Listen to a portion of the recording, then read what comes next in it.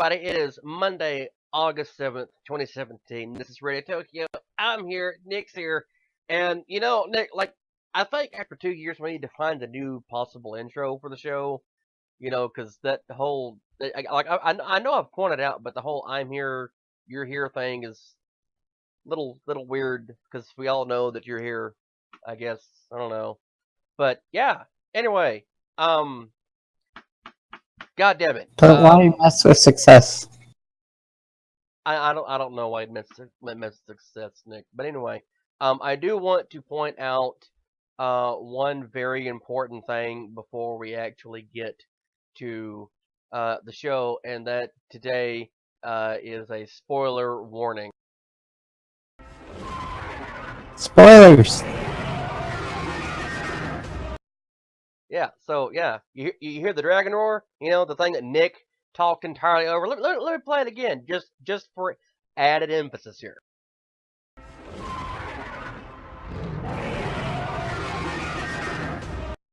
Yeah, okay.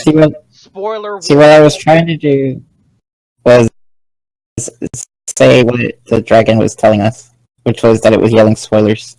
Yeah. In case you're wondering, that actually comes from last night. It was last night's episode. I almost said it was last night's episode of Game of Thrones. Yeah. Also, the episode also known. By the way, again, spoiler warning. The entire thing, spoilers. That's the only warning you get. I'm not going to say anything again. Nick's saying nothing again. Anyway, last night's episode is basically the "you done fucked up" episode. Because, God damn it, okay.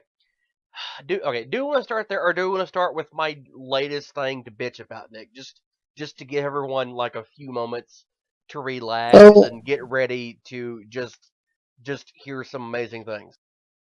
Well, for once, I really want to bitch about some things on the episode, and I want to do it first. I just there's so many things I want to bitch about because the show was so awesome, and then it got so goddamn stupid. Okay. Little prefacing here, okay? The episode is actually really slow. It's intentionally a build-up. Now, okay, I do want to say one thing. I actually recorded on Friday, I think, because Nick wasn't around for this. But I recorded a like a little review thing of the episode because I watched the pirated version. I'm gonna tell you something. I have never ever watched an episode of Game of Thrones where I was screaming and crying and jumping around for joy at the same time as I was at this. A mutual friend of Nick and I's actually asked me what I thought about it once he found out I had watched the pirated version, and he said he had some ideas what was going on, and he asked me, is this better than the Red Wedding? Like, is this better than the Battle of Blackwater Bay or the Battle of the Bastards? And I said, everything else is dog shit compared to this. And he's like, oh, are you kidding me? No, I'm not kidding.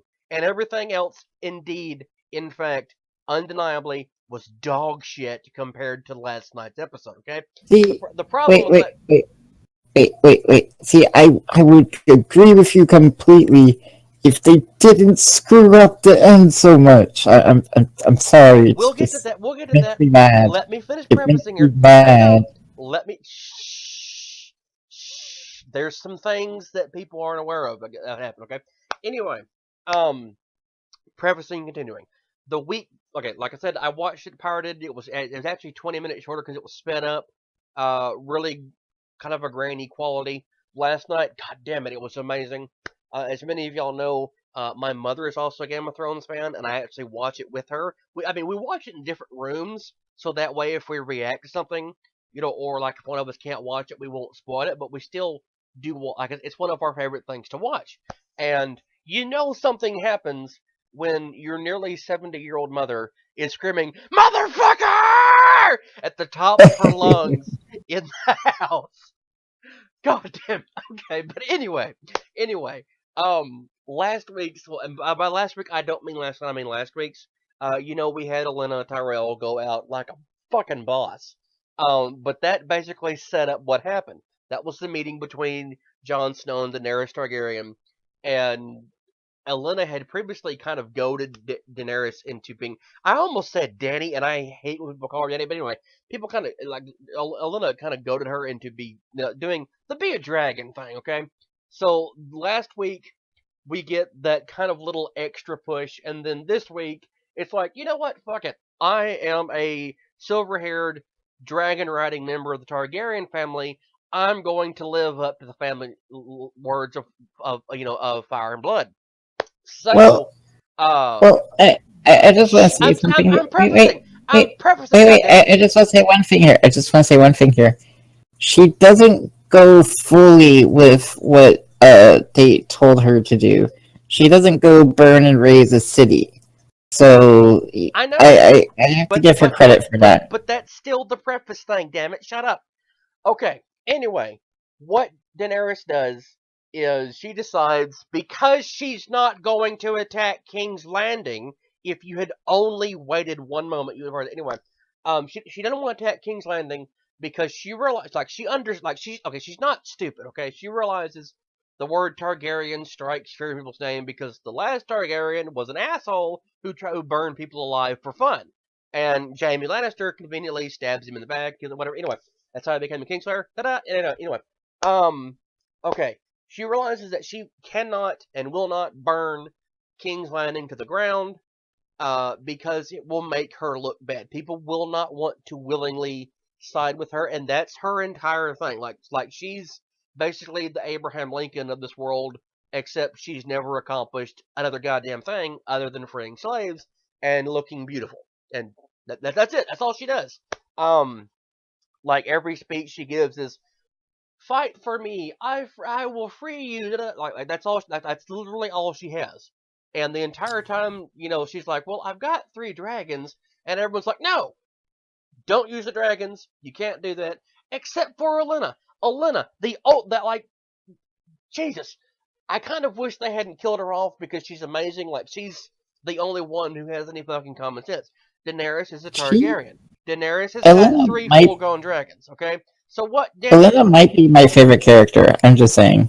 she easily is. She like and like here's the thing, she's a cunt, but you love her for it. Like that is the best thing about that woman is that she is an undeniable bitch to everyone around her, and she revels in it. Like Cersei, as much of a bitch as Cersei is, she will never, ever, ever, ever, ever reach the level of Olenna Tyrell. Sorry. And Anyway, it just feels different with Cersei and Elena because Elena, you feel like she's having fun. You feel she like this isn't is. out of malice. She It's did not her have being fun. Like evil. Cersei is like, She's just having fun. Cersei is all revenge, but again, even in Olenna's death scene, it was fun to her. It was a game, and she loved it. It's fun. It's wonderful. But anyway, what Daenerys does is she finally takes someone else's advice and becomes a Targaryen. So she attacks the Lannister army, like the ass in the army, which conveniently is where Jaime is, because why not? So anyway, she attacks the Lannister army, and it's one of those long lead ups, where you hear, like hoof beats over the rides, and everyone gets ready, and then you hear the yelling, and then you see the whole goddamn Khalasar that she brought with her across the sea. Every member, like probably except for her royal guard and those that are with Tyrion, Missandei, and whatever, like the guards, or that's it. Like that's all that's left. But it's easily thousands upon thousands of of her horse riders, and they just come over the ridge, and Bronn walks up or rides up to Jaime. He's like, "You need to go on King's Landing, get out of here." And Jaime's like, "No, no, I can't do that. I'm their leader." Blah, blah, blah, I, like this self-sacrificing bullshit, and that's really all it we is. can hold And them. then like all of a sudden, like the only thing you hear is.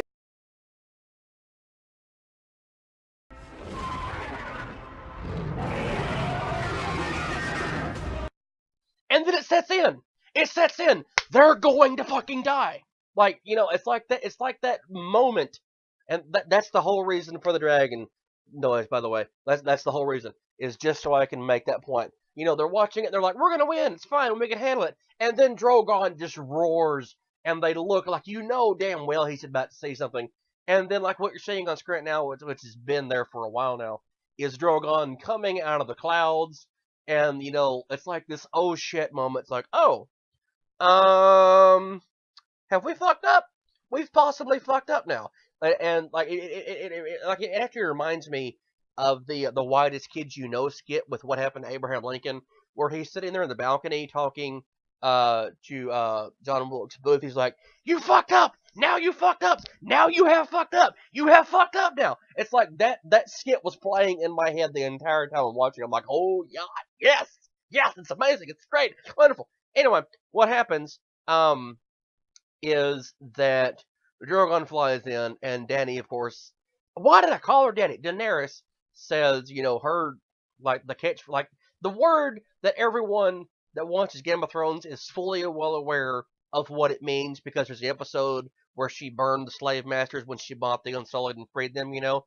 She's looking at him, and she speaks to the guy in High Valyrian, and he's like, "What? You speak my language?" And she's like, "Yes, I'm Daenerys Stormborn. I'm a Targaryen of old Valyria." It's like she just rattles off like 97 titles, and she's like, "It's my mother tongue." And then she looks at Drogon, and she's like, "Dracarys," and she burns him. So that's what she does. Like, she's flying in, she says it, and then just this wave of flame just hits the Lannisters, and god damn it, it's beautiful. It was beautiful. It's one of the most beautiful things I've ever seen in the show. And Nick, this is still prefacing. Calm Uh, down. well, hold on. Just let me say, this was amazing. Like, it was beautiful. Like, I completely agree with you. So far, just seeing her break the line with the Lannister line was just awesome because their lines were already so thin. They were spread so thin, and they were already gonna have a hard time. And you just see that dragon come down and just break their shield wall, and you just know they're dead.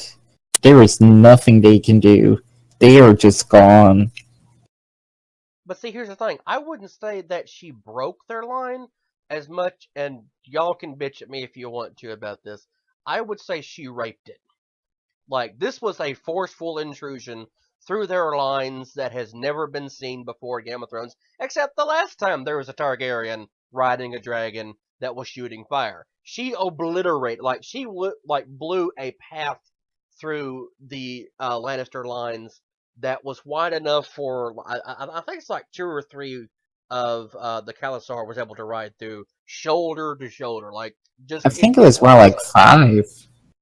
I don't remember, but like it's a huge line, and like all she's doing the entire time is flying around, just randomly getting Drogon to burn random shit, and it's god like it's literally one of the best sequences and actually it is the best. I mean, and that's saying a lot because Game of Thrones has really had some really good visual sequences, but this is the one that we found out a while back that they had like the show was already set a Guinness World Record just for this episode. It's the most number of people on fire at any one point in time, and everyone thought, oh, they earned that. Was that for the arena? No, it was for this shit. It was for this shit last night. Just like it's maybe like a 15-minute long sequence, whatever. But anyway, yeah, like that's what happened last night, and people freaked the fuck out, understandably, because I did watching it knowing it was 2 days ahead of the time the rest was. Unless you watched the Powered one, I'm sitting there watching it ahead of like 2 days ahead of everybody else, and I'm like, oh my god, this is insane. I literally could not say a word for 2 days because people were asking me when they know. So I'm like, will you tell me? No, I'm not going to tell you. And like only one person even asked me, uh, is there a battle? And I said, yes. And they're like, well, I know there's a fight. I said, and I said, okay. They're like, well, I couldn't avoid that sport. So like, I know there's a fight. I don't know what happens, and I don't want you to tell me, but I know that there is in fact a fight. Anyway, that's where the episode ends, and that's the end of the preface. So Nick, take it away. And then everything gets fucking stupid. ridiculously stupid. And let me preface this. I was enjoying this. I was loving this. I was even giving it time to battle even after she breaks it, and the Crowry are just, slaughtering the Lannisters. And Bronn's trying to survive, and Jaime's trying to survive. And like, okay, they have a little bit of plot armor, so they're not gonna, or maybe they'll run finally and escape, or something like that. But no, but no, and there's so many things wrong here. Let's start with Bronn. Bronn decides to go for the single caravan that Daenerys decided not to burn for some really odd reason. Every other caravan is, on fire, but for some reason, they missed the ballista that they were hiding in the wagon. So Bronn, makes his way to the ballista. He gets on it. He kills this one guy that was chasing him with the ballista. It's kind of cool. I'm like, okay, that's fine. Whatever. He gets a shot off at the dragon and misses. I'm like, okay, that's fine. He reloads. And then he, hits the dragon, and for some weird reason, no one around him decides, hey, look, there's a guy shooting at our queen. Because he's not surrounded by Lannisters trying to protect him. No, he's surrounded by Drakari that are just, killing people. But they just decide to let him shoot at their queen and shoot at the dragon for I don't know why. It just it was kind of mind blowing watching this, where he gets three shots at her. Three shots at her. Do you know how much time it takes to unload the ballista, reload the ballista? I don't think he even trained with the ballista, to my knowledge. I Did he just know how to work it suddenly? Because it was a pretty interesting and complex machine, and he just. It, am I going crazy here, John? It's just even Tyrion looks at him, and no one says a goddamn word. No one's like, "Hey, you should go stop that." Like, "Hey, go protect our queen." And am I going crazy here, John? Okay, well, okay. There's actually a reason that Braun was able to use the ballista, and I can accept that. I can look past that. hang on. I just want to say this one thing and it make everything better. Okay, the reason he was able to use the ballista is because it's nothing more than a giant crossbow. Now, granted, it takes a little bit more effort to use one of these things, but that's what it is. It's a crossbow. Like it's a very large crossbow, and crossbows are a thing in Game of Thrones because we Yeah, all know Joffrey likes to torch people with one. But anyway, it's the simplest thing. That's all it was. It's not like I get that, it's not like it's not but like how does Tyrion just sit there watching his queen get shot at, and her generals just sit there watching people shoot at her with a giant crossbow, and no one says a thing, no one gives an order, okay. no one What does exactly would anything. Tyrion do? I don't know. There are generals there, right? Wouldn't you send someone to go protect your queen? Wouldn't you send someone to destroy the ballista? Well, given that Daenerys actually saw it, because that's the most overlooked portion of this. Like, I mean, like she realized what was going on when, because she's turning Drogon around, she sees it, and then that's when Braun actually gets his first shot off, and it Um, completely fucking misses.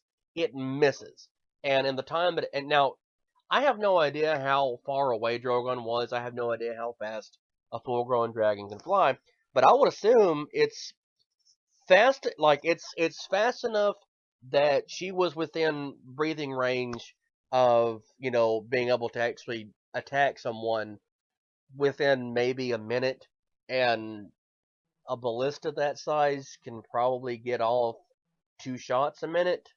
So it's like time wise it seems to work out, but its second shot that actually hits, and it doesn't hit anything like it essentially hits Drogon in the shoulder, and that's when she gets pissed off, and that's when she lands and actually destroys the scorpion. So, and then for some reason, Bronn is able to jump off the scorpion before it explodes, and isn't knocked unconscious from the force or, hurt in any way, shape, or form. That was weird. So that happens. I'm still trying to, give the show the benefit of the doubt here. And then Jamie sees Daenerys on the ground, and he decides to be the noble self-sacrificing hero that he wants to be. And I'm fine with that. I was totally fine with him trying to end the war by, stabbing Daenerys in the back. Being a Because Kingslayer, that... Huh? being a Kingslayer, Yeah, I was totally fine with that. which It was okay, a like cool scene. by the way, those that missed it, the charge where he's actually riding at her and it's gonna lance her, that is like it's intended to reflect a couple things in the series, or like the lore for Game of Thrones, but primarily the fact that he stabbed her father in the back because Aegon had kind of turned around, and he just stabs in the back. So like the entire time she's looking away from him, and this is where the plot armor thing comes in, I think. Yeah, this is actually my much bigger complaint. The Brown thing was more of an annoyance. So Jamie comes charging in, and a fair distance of a charge, I'd say. It would take him a good 20-30 seconds to charge in, which is a rather long time on the battlefield. So, of course, the dragon notices, and he's like, hey, don't hurt my mom. So he's about to, roast Jamie alive, which, makes sense. This all makes sense. This is all well done. It's all beautiful. And then from out of fucking nowhere, Bronn knocks Jamie off the horse into the river, which is suddenly super deep for some reason at that point in a river. That makes no sense. It looks like he's descending into the ocean or a lake or something. And I, I, if you haven't seen it, there is no one around Jamie when he's charging on his horse. There's literally no one around in any of the shots. There's no one around the dragon, or I mean, they're a good bit of ways away. There's no one around Jamie. It's just him and Daenerys and the dragon, and he's charging at her. And from out of fucking nowhere, just out of nowhere, Bronn rides up beside him, jumps on him, and knocks him off his horse. Where the fuck did he come from? How on earth did he catch that horse? He would have been having to go like twice as fast as Jamie's horse, and Jamie is riding at a full charge, like full charge. Does Braun have some super freaky fast horse? Was he hidden behind something? How on earth did he get there? It is the dumbest thing. It completely took me out of that episode. Completely took me out of the show. I was like, this is so good. This is so great. This is amazing. And then this bullshit happens. And I'm just sitting there looking at the TV. And I'm like, why? Why? Why would you do plot armor to that extent? It just, it makes no sense. It makes no goddamn sense at all. But wait, there's more to this. Okay. Like this is where the whole HBO was hacked thing comes in, because surprisingly there was actually an alternate ending film for this, and I think if they had cut out just a little bit of some of the fluff in here, it would have been a lot better. But what the alternate ending is supposed to be now, keep in mind when I say this, there is literally no way in hell that I know that HBO is not going to use this for the next episode because only one episode was actually put online. So, um, what the original ending was supposed to be, and which I think would be a good reasoning for the next episode, is that for starters, they're not like I thought they're in a river, but they're not. They're actually like the edge of a lake, a very deep lake for some reason. But anyway, A what the really, really deep lake, right? yeah, It's just like dropping off a cliff. but then again, we never actually see how far he sank.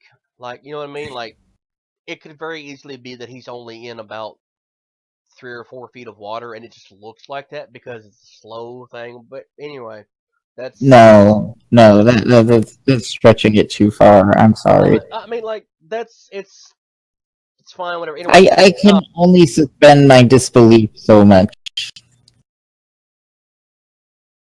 okay, but what I'm getting at here is that the original ending. It is Braun that saves him. I have no idea how Braun got there other than uh He well, literally teleports on a horse next to Jamie. he It kind is of the does. weirdest He kind thing of I does. Like ever watching seen. it's almost like he teleports, but it's whatever. It's fine. I Not a question that. rewatched it on YouTube just to make sure that I wasn't crazy, just to make sure he wasn't in the background somewhere chasing after Jamie, because I could have accepted that, or even he was riding in from an angle somewhere, and he just happens to have a faster horse than Jamie. I could have accepted that. Unless what happens is that Braun, who has maybe okay, I don't want to say Braun does not have any clairvoyant type personality traits because he probably does. But anyway, um, maybe he realized what was going on before Jamie actually started his charge, just like Tyrion did, because Tyrion's watching the whole thing, and Tyrion's like, that was when he called him a fucking idiot. But Yeah, and like no. so like maybe I could have thought that if he was in the shot looking at him, like if they just cut to him getting on a horse and going after him or something.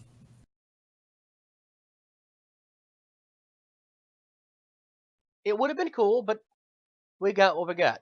So anyway, what's supposed to happen is evidently Braun tackles him, knocks him off in the water, and then there's like this deafening roar from underneath the water, and the water starts to evaporate because Drogon apparently is pissed that he missed and breathes fire over the water and like actually starts boiling it, trying to get him underneath the water. And Braun actually manages to pull Jamie away underwater a little while, and they resurface, to more fire going everywhere. And there's apparently more Lannisters in the water who were either thrown there or knocked there or they jumped there, trying to put themselves out. But like during the entire time, they're kind of trying to get away from where they went under at. They see Lannisters who are actually trapped under the water because their armor's too heavy to allow them to get up. So they swim away and they finally get into like these currents and they're pulled downriver and like that's where it's supposed to end. Well, hold on one second, because this also doesn't make any sense. Jamie's in full armor and has a metal hand. How does he swim with that?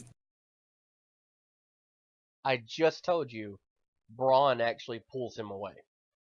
How does Braun lift someone in full armor in the water? I question things in movies, Nick.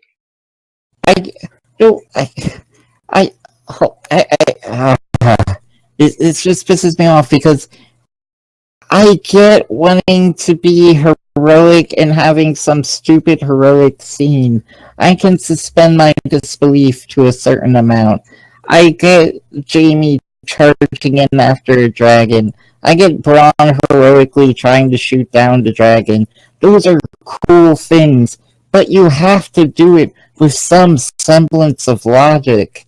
And it's it's like the HBO writers just said, fuck it, we're just gonna do we're just doing fan porn at this point. That's all this is. They just did fan porn.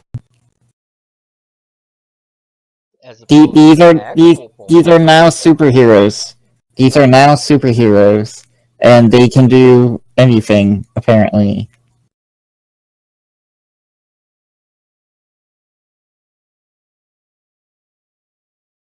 Well, see, like it really is some plot armor, and I get that, but at the same time, it's Game of Thrones, and it's not like there's never been instances of really questionable shit going on in the show that you couldn't explain away. Like how I don't know why this like one in my particular pisses me off.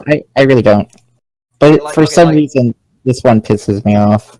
I understand, but still, like okay, like my number one thing to be angry about Game of Thrones is oh god, like it's actually a difficult choice here because there's a lot of things, but specifically Cersei blowing up the Sept of Baelor. That's plot armor, like right there, because it's mentioned. I forget how far before that, but the Mad King kept wildfire, like caches of wildfire, all around the city. So you're telling me that this highly explosive shit, which apparently no one else can recreate except for that one time they recreate it, um, like no one, for the Battle of Backwater Bay, but apparently Yeah. no one is aware that all of this stuff is down there, despite the fact that I don't think King's Landing has switched out every member of its population, and I don't think that the people who are talking about it have suddenly forgotten that it's there, because there's this highly explosive stuff that's down everywhere underneath King's Landing. So you're telling me that for, I don't know, 20 years or so, this highly explosive material has been sitting down there and no one has thought, gee, maybe we should try and remove it just so it doesn't kill anybody. You know, that makes sense. And like it's stupid. Like don't get me wrong, don't get me wrong. This is probably my second favorite. Well, actually, blowing up the Sept of Baelor is actually my favorite thing in the series. And like this is no disrespect to the last night's episode because last night was beautiful. But just that little sequence where you see the bird leading, the dude down there, and then stabbing him, and like all that shit, like that slow, painfully slow dirge like music that plays the whole thing. That's beautifully done. It was really great. Um, and then, Well, but like I it really bothers me that at no point in time, no one thought maybe we should pick all this stuff up or we could all die. So well, another weird thing is that that explosion is big enough, and those tunnels should, carry the fire well enough that. Why didn't the other bits of wildfire in the sewers go off too? It, I mean, were they really able to control the explosion that well? I, I, I, I mean, theoretically you could, I guess, but with the explosive power behind that, I don't think they could wall it off well enough where it wouldn't reach the other stashes of wildfire. Like, how did only the septum blow up?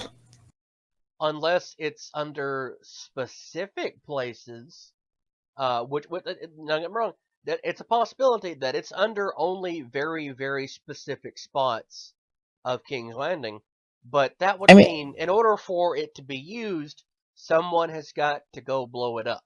Like someone has to say, okay, well I'm gonna go blow up the Sept, and you go blow up the Red Keep, and then you go blow up, this or this or this. So that means that someone's got to go blow shit up individually. Whereas the way it's phrased is that it's all over King's Landing, and the Mad King was going to use it to burn those who would oppose him. yeah, So, like the way it's it actually portrayed is makes that more it would sense. blow up the whole city. Like, it would Exactly, blow up the exactly. entire city. I mean, like, it's fine and dandy that it's only under certain spot. Like, it's okay. I can overlook that. But again, the way it's fucking phrased is that he's going to kill everybody because he has no, like, because he's gone mad. Like, he's mad. He's insane, and he has no idea who's against him. So he's going to burn everybody.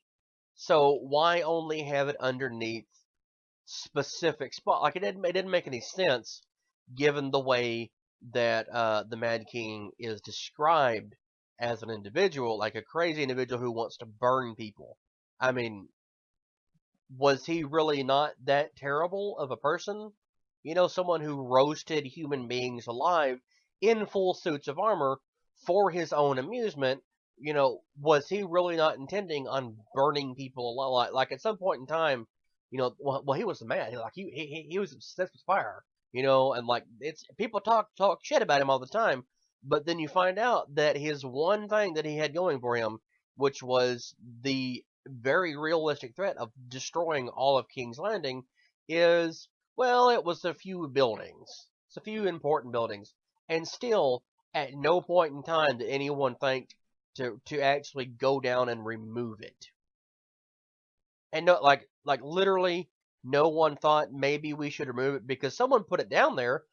So like, that's the thing. For as volatile as this stuff is supposed to be, we all know it only goes off when there's flame near it. So you could have, like, it's not as if it's something that can, like, it's not napalm type stuff that burst on, you know, like it didn't burst into flame whenever there is, you know, like, air around it. It doesn't do that, and it's also obviously not able to be exploded just by jostling it because it has to be carried to and fro. So why not But at some point in it, time it, go remove it and dispose it, of it like a normal person? and it's really weird because it's in these really dark stores where you know people are going to be carrying torches, and you know, an ember from a torch falling off could easily ignite one of these barrels from someone that doesn't even realize what these are, or what's going on. It's just it, and the length of time that it's down there, and no one's done anything about it. Uh, like it, especially because you would think that either Robert Baratheon or the Lannisters would have thought, hey, this could be used to kill us. You know, if someone found out about it and just set it on fire, we could all die. It it it doesn't make sense. It's a stupid plot point, but what are you going to do, right? What are we going to do? Because the Mad King apparently wasn't such a terrible person because he didn't really want to blow up everybody, but you fucking said he did. And again, like you said, like, it's possible that a torch could have accidentally set stuff off, but bonus fact, we know it's not everywhere. It's not going to kill everybody. Okay? Like, it's much easier to say, well, you know, that building blew up because of a sheer accident. We're very sorry that, you know, 87 families were wiped out or whatever. And here, we'll take some money out of the treasury to help rebuild your, like you could have fucking written it off and excused it and like made that a plot point, and that would have made the Lannisters or whoever else on the throne, that would have made them look really good. That would have endeared them to the people. Surprise! Because like a season or so ago, Cersei was, you had to walk a mile from the Sept to the Red Keep naked, and people were talking about wanting to rape her and calling her a whore and throwing stuff at her. And now all of a sudden she's the queen and they love her. Like how fickle are the people in Game of Thrones? Really? I mean, come on. I know that they don't like the poor people, but that would have been something that would have helped, you know. And like, the reason I know that this is within the realm of possibility for something they could have done is because the fucking sept, when it was blown up, that's how it was explained. Oh, there was an accident. An accident is what did it. It was explained away to the people of King's Landing as being an accident. And everyone's like, it's terrible. It's fine. We'll get like it's a very 9/11 moment. Like we're gonna come together after this thing is destroyed, and like no one has been questioning. Well, did Cersei blow people up? No, it was an accident. There was someone. I guess the explanation is someone wandered underneath there, and they came across one of the caches of wildfire that was there. That had been there since the Targaryens were in power. Look how terrible they are. They had this stuff stored all over the city. The Target, that would have been good writing. It would have been a lot better than, oops, it blew up. I'm gonna drink my wine. My son's gonna commit suicide. Oh no, I have nothing to lose. So I'm gonna chain this nun up to a table and leave her there, and then go shame, shame, shame as I walk out of the room and leave the mountain there, who clearly walks the fuck away from his only job she's given him. You know, like think about that. When she locks him up, or rather locks the sister up in the little torture chamber thingy, she's like, "This is your new roommate," or however it's phrased. So you have the understanding that the mountain's going to be there for a while, and then the next time you see him, he's in the goddamn throne room, not obviously torturing this woman. And then the next time we go down there, there's like the next 3 times, there's no mention of her at all. She's just still there. She's been forgotten, except for when Alana Sand and her daughter were locked up, which it's fine, it's wonderful, but like there's actually outrage over this, because Game of Thrones. I don't even want to get into this argument. This is a stupid argument, but Game of Thrones is terrible to members of the LGBT community, and because you had 2 women who kissed. Oh, they're gonna be a couple. They're gonna be a couple. Ha ha ha ha ha ha ha. Like that's what people expected, and sure, it was nice. It was a nice little tease, but it's Game of Thrones. No one gets to live. Why are you bitching? Like, why in the next to last season, midway through said season, are you suddenly expecting people who are not friends of anyone else on the show, like, you kind of, like, it's stupid and pointless to say, oh, well, they're going to be a lesbian relationship, it's going to be hot, we're going to get some, girl on girl action, yeah, LGBT represented. No, that's not. No, I'm sorry, you're not gonna get that. Okay, so Cersei goes along and fucks that up, and like it's like it's the weirdest thing that no one is arguing about the fact that the most successful relationship on the show is incest. Like and here's the thing: Jaime and Cersei obviously love one another. That's fine. That's great. But the only successful relationship on the show that's shown to have no problems whatsoever, other than Jaime raping his sister, is those two. So it's incest, and he rapes her, but she's also a crazy bitch, and it's like they're fine, they're perfect for one another somehow, and everyone just kind of looks at that. It's like, you know what, that's fine, but you have an openly lesbian character kisses a bisexual woman, and they're gonna be a relationship. They're gonna make it. Yeah. No. That like it's a stupid fucking argument to make, and I'm sorry if that offends anybody for me to say it, but write a better story, I guess. I don't know. It just I never expected them to get together, or I mean, possibly maybe, but there wasn't enough time. There wasn't enough development for that. There wasn't, So and there I never just would have can't. been. Like there never would have been, because both of the actresses who play those characters, like the one who played Alana Sand, had already said that was her last episode. So, she's leaving the show. Why is she leaving the show? I don't know. When people normally leave Game of Thrones, what's happened to their character? Like, are they just written out of the show, or fuck me, they die. They die. That's the reason someone leaves Game of Thrones, because their character's dead. They've been killed off. You saw it coming, and then I just forgot her name.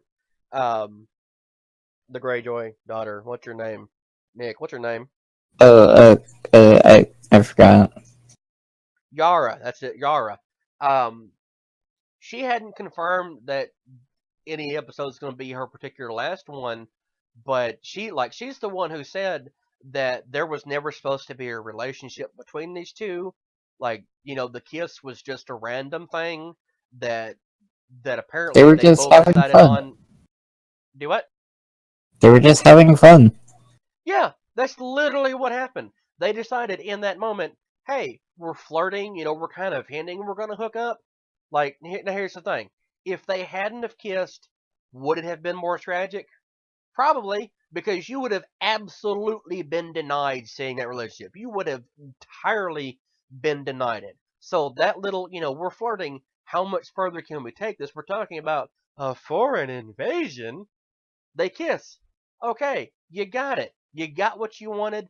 They hooked up for all of 3 seconds, and then Yara's prisoner, and Orlando, whatever her name, is dead. Or, well, she's going to be dead, because now she's going to watch her daughter, uh, die slowly using the same poison that was used on um, Cersei's kid, the daughter. And it's like, well, this is tragedy right here. Gay people are not represented as well. Neither are black people. Neither are Mexican people. Neither are the Chinese or anyone else. But you know what? Who literally no one watches it. I don't want to be defending this thing that's being called racist here, but it or sexist or transphobic or whatever. But the reality is that the majority of people who watch this are not members of the LGBT community. They're not. That's just a fact. They're not. And I don't know anyone who's gay, trans, lesbian, or whatever that watches it specifically for that. They watch it because it's a good story. I don't know. I mean, I guess I'm just a weirdo for not picking these things apart for being sexist or transphobic or whatever, because we're talking about a love story between a brother and a sister, and that's somehow better than anything else. Like a teasing, fleeting kiss between two characters that are not going to survive. Like, there's no way they're going to survive. I'm sorry. Extended rant over, I promise. It's like it just pisses me off the way people are reacting to the show. It's like, well, whatever. It's like people not wanting to watch The Walking Dead because Negan somehow represents rape culture. Um, I, no, I, well, hold on. I think the problem is people seem to watch these shows and want happy endings when the entire point of the show is that there is no happy ending. that's And right.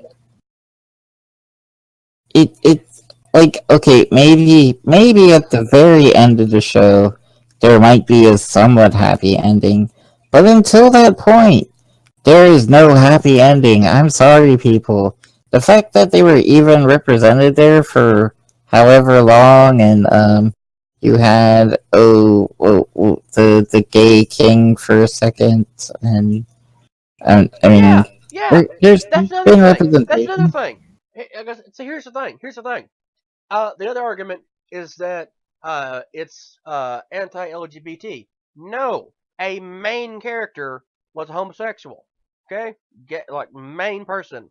Even like everyone Like around him like knew full he was on gay. full on Knew he was gay. homosexual. Knew he was gay. Yeah, Sleeping with full on someone who homosexual. else you Not knew was gay. Someone who the very first time you see him was kind of derided for it because he was effeminate. Okay? So you see them, goes on, And then the sister's like, um, or his wife, because it's his wife, is like, well, do you want my brother to come suck your dick and then you fuck me?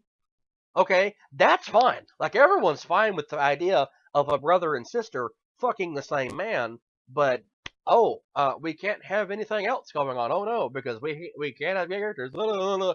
And then of course he's murdered. Well, you're just killing off the gay characters. Yes, they killed him off because it was part of the goddamn storyline. Ha ha! It's a story. They're You see how it worked they're out? killing them off because they're killing everyone. That's the Exactly. best way. Everyone in Game of Thrones is going to die.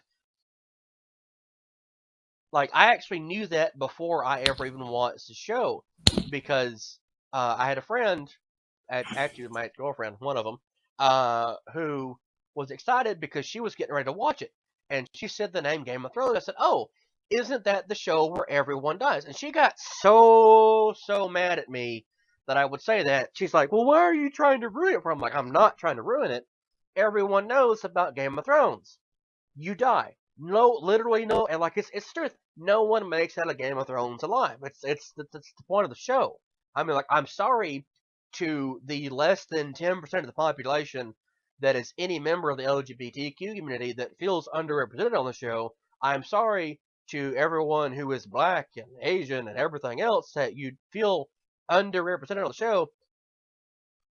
But it's that literally no one watches it for that shit. Now, like I'm not saying that different races and genders and all that stuff is shit. What I'm getting at is that no one fucking watches it to be reminded of that. It's Well, escapism. It's not reality. And I'm sorry, I'm keep in mind I'm there. saying this being legitimately sorry that people are offended about this, but that's not the point of the show. It's not like Well, what? and Well, it's not as if there are not currently at least two main characters right now who are decidedly not white that are very important to the show. Like it's Game of Thrones, believe it or not, is probably the most equality driven show out there right now that is not making a joke out of anybody when you think about it. actually, that is something I want to say because uh, uh, in sci-fi and fantasy, there is chronic underrepresentation of other races, sexualities, disabled people, older people.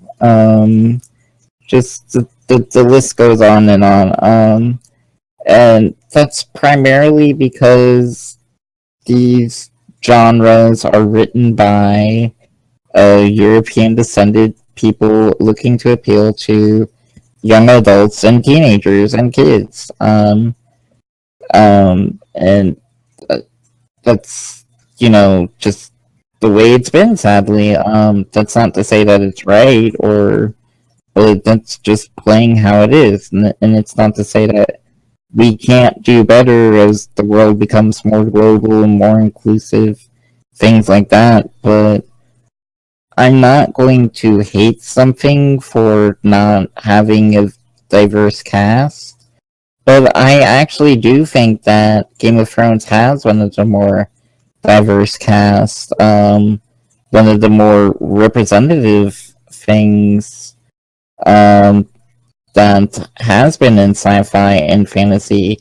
That's I'm not saying they can't do better. That's not to give them a free pass on everything or an excuse. There are certainly some things I would have liked to see, preferred to see, but it's part of the genre as sad as it is, and that's not to. Well, like I said, that's not an excuse. That's not something I'm going to say they can't do better on, or give examples of how they could do better on. But at the same time, I'm not going to hate the show because it takes on characteristics of the genre that it comes from. because It's just because ultimately you can't. And the reason I say this is like again, that's why I said like the less than 10% of the population thing. Like I'm sorry, but you know stuff like that matters. And it's not that I think that, these people that are in various groups don't deserve representation, because you do. I'm sorry, you do. It's just that the fact is, like, it's an actual fact, it's mathematical fact here, um, that demographics are a thing, and the majority of the people who are going to watch this are not members of the LGBT community. They're probably not black. They're probably not like any little diverse group. They're Well, here's the thing: things are marketed to people who are going to buy it or going to watch it. Game of Thrones, especially, like the majority of people who watch this are probably straight. They're fact. The matter is, they're probably white. Like it's just a fact. It's marketed a lot of it is tropes that are common in things that people of a certain demographic are going to like. It's just the way things are. I mean, like I'm sorry that again people feel underrepresented, but for fuck's sake, go back and watch the show. Holy shit! The majority of the leading cast, for almost all of it, has been female. The male roles are kind of iffy. You have a goddamn eunuch who is a main character. A man who has literally had his genitalia removed is a main character on here. You have a teenage girl who is shown consistently to be one of the strongest characters on the show. A woman who is a rape survivor who punishes the person who attacks her. Like it goes on and on and on. Like there's literally all kinds of diversity written into this, and it's a lot better than something like Star Trek. And let's not forget Tyrion. I know a dwarf, a tiny person, someone who's like 3 feet tall is a main character, and he's not shown to be a joke. He's an important person. Daenerys, important person, like very important person. Like goddamn, like it's crazy. People are dissecting it and saying, "Well, it's not representing this. It's not representing that." Shut the fuck up. You're too busy trying to pick it apart, for these things that ultimately do not affect the plot rather than enjoying it. And I'm sorry, it's enjoyable to me. It's here's the thing. I'm the kind of person who, even though I think Emilia Clarke is one of the most physically attractive women I have ever seen in my life, because she is stunning, I don't watch it to see her get naked. And there's a couple times she gets naked, and every time I'm like, you know what? Come on, you can kind of move past this now. Like, oh, look, she's standing up out of the bath. Yeah, she's dripping wet. That's hot. But you gotta remember, the very first time we see her, it's her brother who strips her naked. Her brother is whoring her out. And no one says anything about that. No one says anything about the fact that she was consistently raped by her husband, because she was raped. I'm sorry, she didn't ever consent to that. Even though they were married, she was forced into marriage. Like it was a forced marriage. It wasn't her fucking choice. Okay? So she's basically a sex slave and a rape victim, and she's a prostitute. Like all wrapped up in one. And out of that, you get this legitimately strong character who, surprisingly, wound up loving the man that she was married, like she was forcefully married to, because she actually spoke to him and had a connection. She wasn't just like, she went from being an object to being a main character with a functional role, who got revenge on her brother for all the shit he did to her, who put up consistently with all these attacks and threats against her from everyone else, saying, "You're just a woman, learn your place." She's like, "No, I'm not. I'm your queen. Respect me." She frees slaves, okay? The one person that she willingly chooses a relationship with leaves her. He abandons her, not the other way around. He leaves her, and she becomes a stronger person for it. She tells an old man who is in love with her and worships the ground she walks on that it will never happen. And you can say, well, she's friend zoning him. No, look at Jorah. Like, look at him. Like, he clearly pines for this woman. His heart beats for her. And he accepts the fact that it's never going to work. he's fine with it and he moves on. Like there's all these arguments you can make about, you know, things are misrepresented or underrepresented. I'm like, God damn it. Just look at that one character. There's a reason that so many people in the LGBT community identify with Daenerys Targaryen. There's a reason that she's so popular with women. Like all the female characters on there are are consistently amongst it's always people who are basically the minority because like, come on, be realistic. This is a man's world it's set in, but the male characters aren't the ones that people like the most. It's the female characters. It's Tyrion Lannister, a dwarf, a man who, you know, is accused of being the reason his mother is dead. Okay? But look at him. He's the hand of the queen. He is arguably one of the most important people in the entire series. Like he has been since the word go. He's the only one who slapped a king and got away with it. He saved a city. A dwarf, someone that no one wants to take seriously. A little alcoholic short man who tried to be killed by his own side is the one who saved the city. He's put on trial. Oh, look at that. Like everyone around here is betraying him. He's like, no, fuck you. And then he gets revenge by shooting his own father because his father deserved it because his father was an asshole. Come on now. You want to talk about misrepresentation, underrepresentation? Look at Star Trek, okay? And I say this with the understanding that Star Trek is supposed to be uh, this big diverse thing, and there's a reason I'm picking Star Trek specifically rather than everyone's favorite target, which is Star Wars. The reason I'm going with Star Trek is Star Trek has always been about inclusiveness, uh, but it's not just the idea of having, you know, men and women and blacks and whites and all. Like it's not the idea of that that's inclusiveness. It's the fact that you can have different people representing different portions of their life. That's what's included. Now you may not see them, but you know that there are people like, for example, people on Risa. You know that they're probably the closest thing to pansexual you're going to find in any representation. But everyone overlooks that. Well, the crew of the Enterprise, they're all straight, they're all white. Okay, you have a black man who's a leading role in Star Trek and not Deep Space Nine, Next Generation. You know, George of the Forge, very important person. Okay, it's fine. Kind of look past that for a minute here, and again, you go back to Risa and find out where everyone goes and sleeps with everyone else. They're pansexual. That's a huge representation of a very small minority right there. A planet full of people like that. Okay, a planet. Now, again, Star Trek, for all of its inclusiveness towards everything it possibly can, you got to remember this. This is the first show to ever have an interracial kiss on television. Okay, um, for all of the inclusiveness, it's actually not the show that's terrible. It's actually the fans.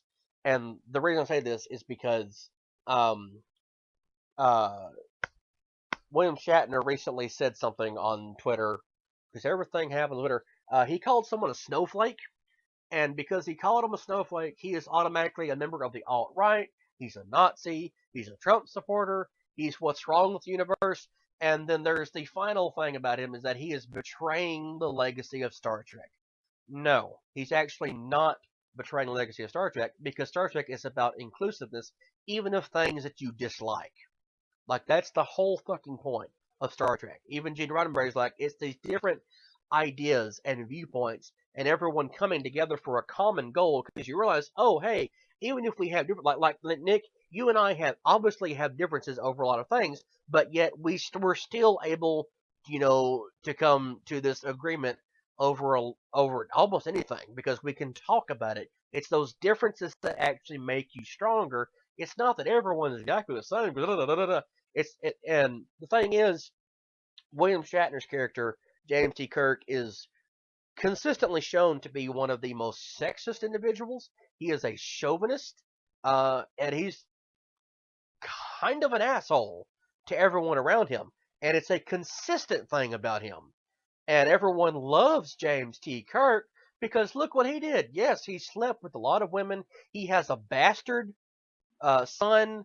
You know, he's not exactly, you know, the world's best father figure, but everyone consistently loves him because look at him. He's an amazing captain. He's just a maverick. He does what he wants. But the very second that William Shatner says something about, you know, something that anyone disagrees with, oh, he needs to be policed. He's just old. He's out of date. He's done all this. He's done all that. What has he actually done that's helped anybody? He's an asshole. He's a racist.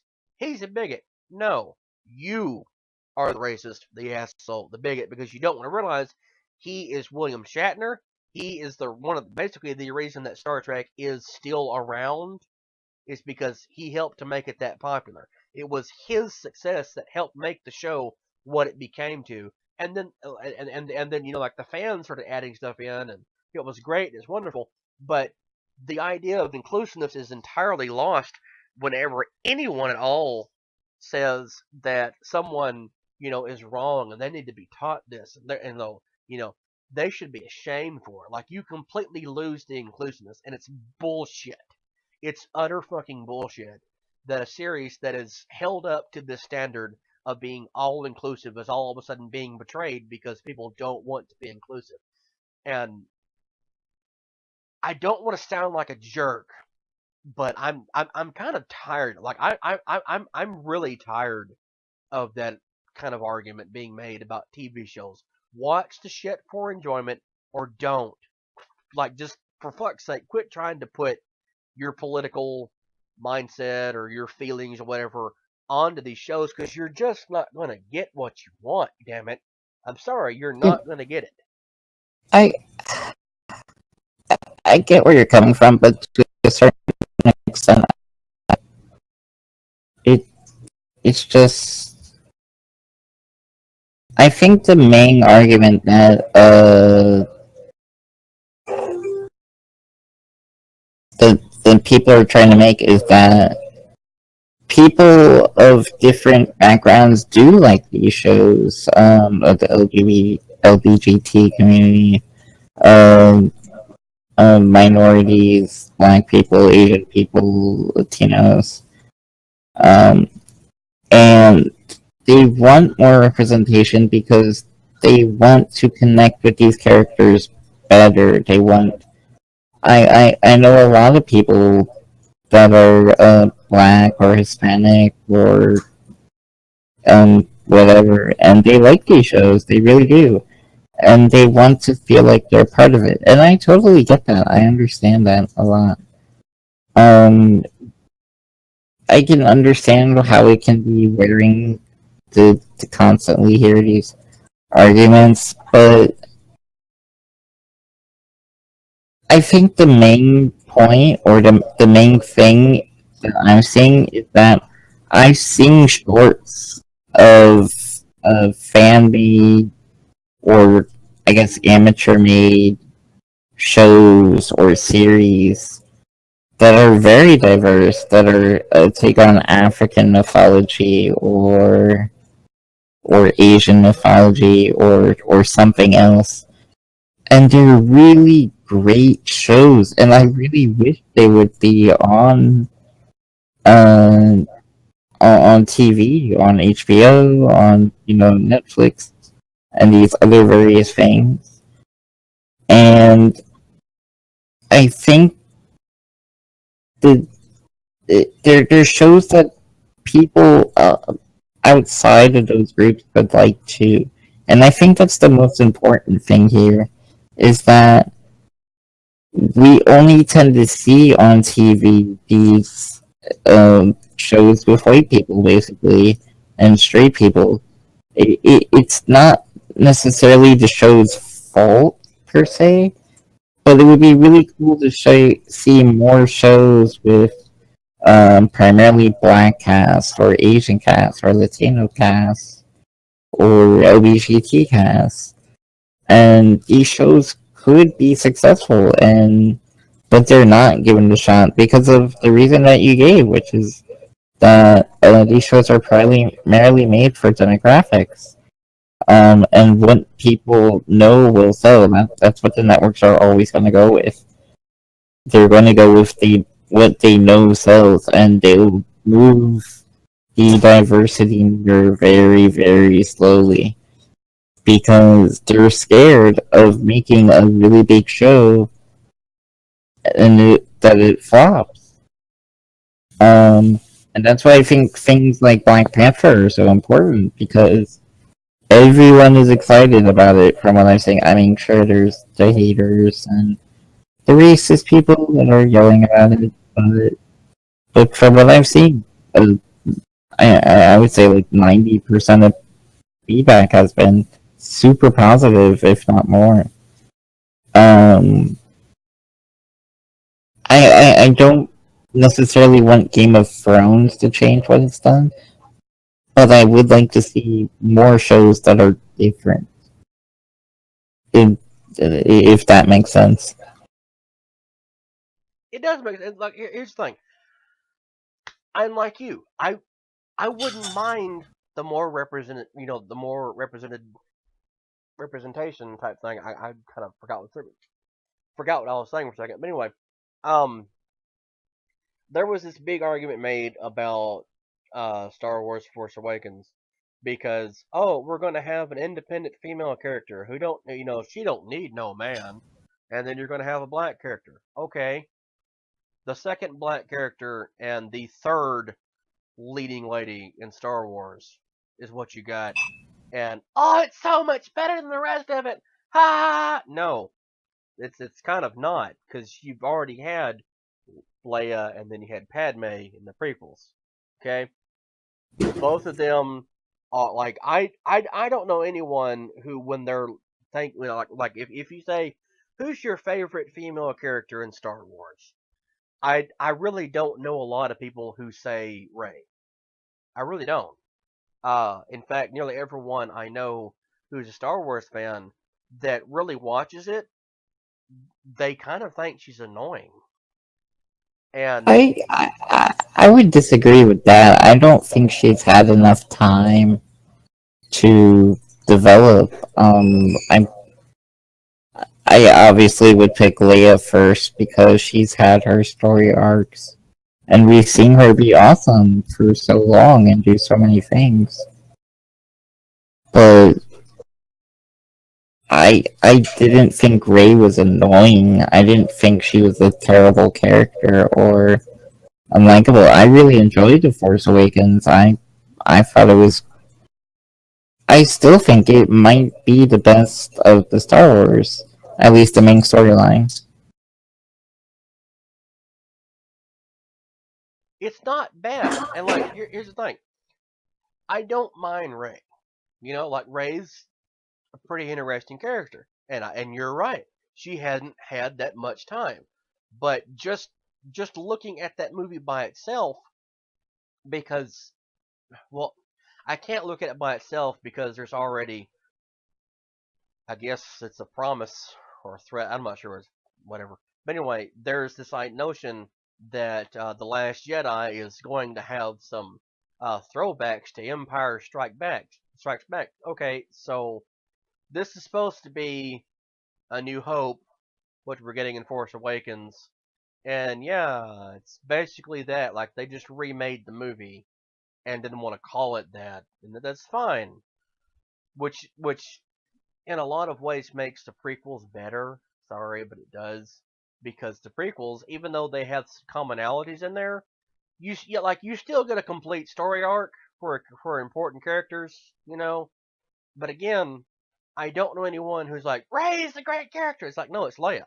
It's fucking Leia, and it's weird because there was like this reaction to like when Rey became popular, the reaction was, we can't have anyone liking Leia more because all the popular costumes you see for her makes her look like a slut because the slave Leia costume. So we're going to slut shame someone, for being forced to wear something that they didn't want to wear. So no one else can ever wear that, even though Leia is a hero and Leia is a badass. And even Carrie Fisher, the woman who portrayed her, you remember Carrie Fisher? She's like, hey, I didn't like wearing the costume, but look what she did while she was wearing it. Like she killed the guy that enslaved. Like she got she took out Jabba. No one else had ever taken him out, but she took him out by choking him, all because the stupid fucking costume she had to wear for that. Okay? Like, come on. It's a costume. If someone wants to wear that, let them wear that. Like, at what point in time does, the whole female empowerment thing stop being female empowerment because, oh, well, you can't wear that costume. That's sexist. You're giving in to what a man wants you to wear. Okay. How, like, if someone, a woman, or even a man for that matter, cannot wear that costume because it makes them look bad, then again, how are you being, like a body positive or a gender positive type person? And I just don't get why, all these fandoms have to turn on themselves over all these things, especially when we're trying to be more inclusive. I mean, it's stupid, and that's the argument I think that could be made with Rey is that sure she's a tribute character, but she's not a tribute character to Leia or to anyone else. Like she is that movie's Luke Skywalker. So they just kind of gender flipped Luke Skywalker. That's all they did, and got Rey.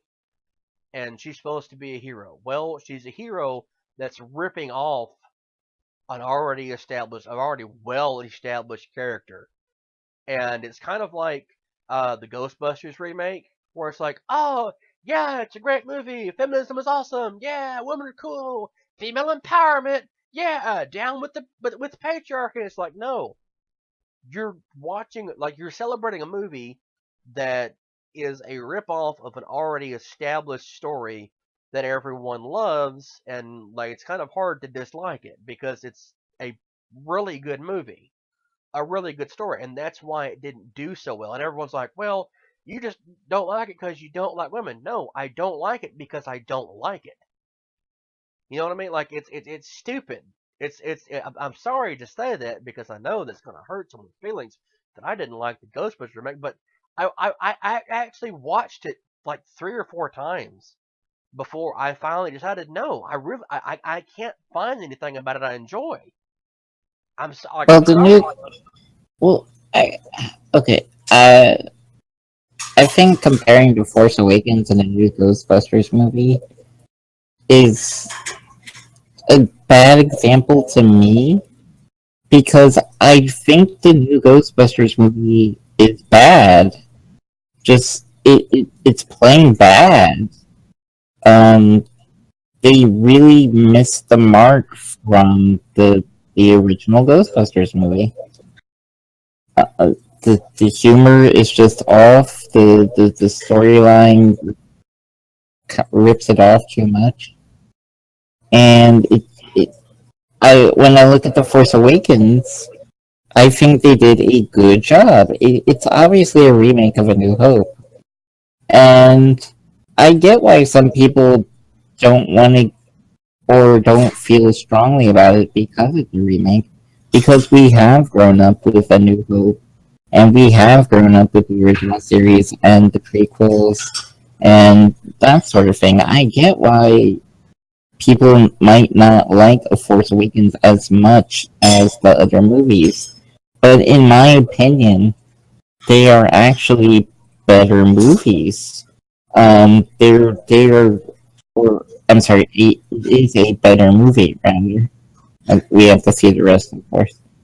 Um, but from what I watched, it was they did everything well. They did a really good job of it, and my focus wasn't on that it was a woman or a black man as the leading characters, but rather that they were awesome characters to me. They did their roles really well. I enjoyed their portrayals, their struggles, their triumphs, their defeats, their victories. It To me, it was just a really great job, and I think that's when diversity has really hit the mark. When things like female empowerment have really hit the mark. When you stop paying attention to that it's a woman, and you just see an awesome story as someone watching that isn't part of the group that it's uh, trying to appeal to. Um, the Black Panther movie, obviously it means more to um, people that are black because it's uh, probably the biggest black hero character that I can think of um, that will ever reach the big screen. So to them, it's going to mean a lot more. But it's also looking like a really great film that everyone can watch and everyone can enjoy. And when we hit that mark, when like with the Force Awakens, like I'm hoping with a Black Panther, obviously we still have to see it. Um, that's when we really hit the mark with diversity, with female empowerment, with LGBT empowerment, disability empowerment, and so on and so forth.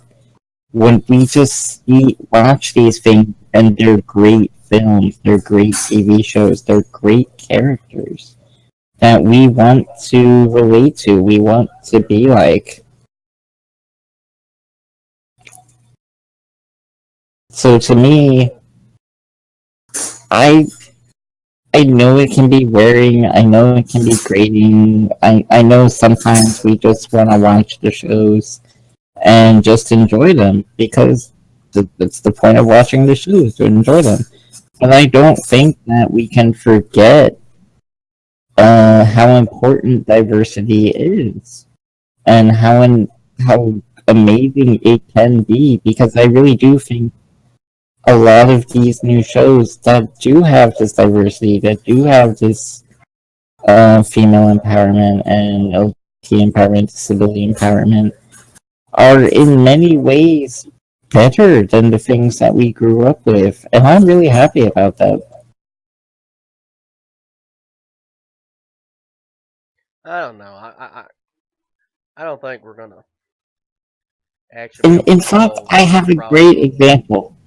I have a great example of where diversity would have been really awesome. And you showed it to me. Okay. The Dwarven military in The Hobbit. All right. Yeah, the dwarven military. But That they but cut. but I think we've droned on enough for today, Nick. Are you sure? Because Well, that is a we've been really going nearly an awesome. hour and a half, and yeah, Well, I just want to say diversity rocks when dwarves are killing elves. I'm sorry. yeah, it does. But okay, okay, deep breath. We'll go to that Wednesday, maybe I don't know. Yeah, Wednesday, probably Wednesday. Um, because like it's, I know I'm kind of famous on the show for bitching about things, but I've never really bitched about like Lord of the Rings or anything like that. And I got something to say. Anyway, okay. Like we got way off target. I'm sorry about that. But yeah, time in the show, Nick. I think. What do you think? You think yes? Good. Okay. I guess so. Okay. Yeah. Anyway, just a quick reminder that the Hearthstone Match Century of the Week Volume 2 More Corn this time will be different. That is a fucking mouthful if there ever was one. Um, it's I coming didn't up at make some the point in name. time. Do it, Nick? I never made that name. I know. I made the name. So shut up. Hearthstone Match of the Century of the Week, Volume 2, More Corn. This time will be different. Coming up at some point in time soonish. Probably for the end of, I would say before the end of the month. I would think would be reasonable. Uh, so yeah, we'll do that some point in time, maybe. But until then, I guess just like this video, comment on it, share it, subscribe to our YouTube channel, like us on Facebook. Please visit our Patreon page and give us your money. Tweet at me and like our Twitch page because at some point in time we will be putting stuff on there. I know I've been saying that for like a year now, but at some point in time things will go there. I promise. Eventually. Whenever Nick decides he wants to start putting stuff there. Because that is totally your responsibility, Nick, is the Twitter.